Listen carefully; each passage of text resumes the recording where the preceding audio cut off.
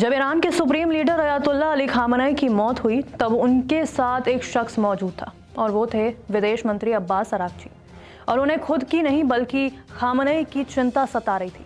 Iran के विदेश मंत्री अब्बास अरागची ने यह बड़ा खुलासा किया है। उन्होंने बताया कि 28 फरवरी 2026 को जब अयातुल्लाह अली खामनेई के दफ्तर पर हमला हुआ था तब वो भी वहीं मौजूद थे। लेबनान के एक टीवी चैनल अल मदाइन को दिए इंटरव्यू में अरागची ने बताया कि हमला होते ही ऑफिस के कई हिस्से बुरी तरह तबाह हो गए थे और चारों तरफ अफरा तफरी मच गई थी। उन्होंने कहा कि हालात इतने खराब थे कि अगले 2 दिनों तक उन्हें ये तक नहीं पता चल पाया कि खामनेई किस हालत में है। अरागची के मुताबिक हमले के बाद उनका पूरा ध्यान लोगों को सुरक्षित जगह पहुंचाने और राहत कार्य में लगा रहा।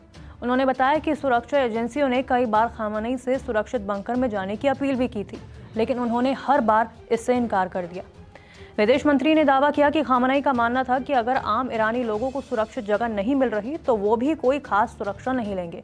उन्होंने कहा था कि जो हाल देश के लोगों का होगा वही हाल उनका भी होना चाहिए। अरागची ने कहा कि खतरे के बावजूद खामनेई लगातार देश के कामकाज और ज़रूरी फैसलों पर नज़र बना रहे थे। उन्होंने युद्ध के दौरान भी सरकार और सुरक्षा मामलों की जानकारी लेना नहीं छोड़ा।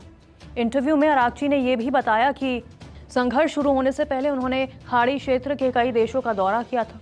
उन्होंने उन देशों को साफ संदेश दिया था कि अगर ईरान पर हमले के लिए अमेरिकी सैन्य ठिकानों का इस्तेमाल किया गया तो ईरान जवाबी कार्रवाई करेगा। कई देशों ने अपनी जमीन का इस्तेमाल ईरान के खिलाफ करने का समर्थन नहीं किया था, लेकिन अमेरिका अपनी योजना पर आगे बढ़ता रहा। उन्होंने कहा कि अगर इन देशों में अमेरिकी सैन्य अड्डे नहीं होते तो वो ईरान के निशाने पर भी नहीं आते।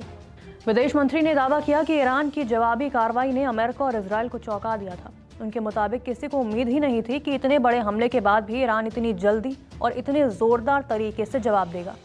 ईरान के नए नेतृत्व के बारे में बात करते हुए अरागची ने कहा कि अब मुज्तबा खामनेई देश की सबसे बड़ी जिम्मेदारी संभाल रहे हैं। उन्होंने दावा किया कि सरकार पहले की तरह काम कर रही है और नेतृत्व बदलने के बाद भी व्यवस्था पर कोई भी असर नहीं पड़ा है। आपको बता दें कि 28 फरवरी 2026 को अमेरिका और इजरायल ने ईरान पर बड़े हमले किए थे। इन हमलों में कई वरिष्ठ सैन्य और सुरक्षा अधिकारियों के मारे जाने की खबरें भी सामने आई थी। इसके कुछ ही घंटों बाद ईरान ने ऑपरेशन ट्रू प्रॉमिस 4 शुरू करते हुए जवाबी हमले किए। इसके तहत इजरायल के अलावा खाड़ी क्षेत्र में मौजूद अमेरिकी सैन्य ठिकानों को भी निशाना बनाया गया। यही टकराव बाद में 2026 के ईरान युद्ध में बदल गया, जिसने पूरे मध्य पूर्व को हिला दिया।